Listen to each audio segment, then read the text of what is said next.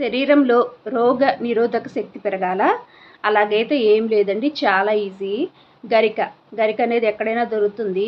ఈ గరికని చాలా తక్కువ మోతాదులో, అంటే మనుషులకి ఈ గరిక అనేది అరగదు, అది కేవలం జంతువులకే అరుగుతుంది.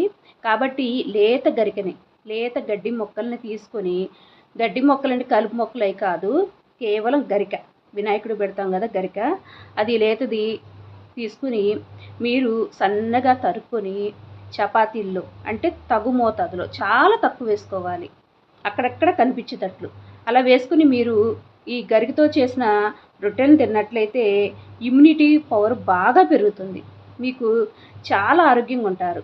ఇలా గరికని బాగా రుబ్బి గోధుమ పిండి కలిపి చపాతీలు చేసుకుంటారు కొన్ని ఎడారి ప్రాంతాల్లో, కానీ ఇది మనకు అరగదు.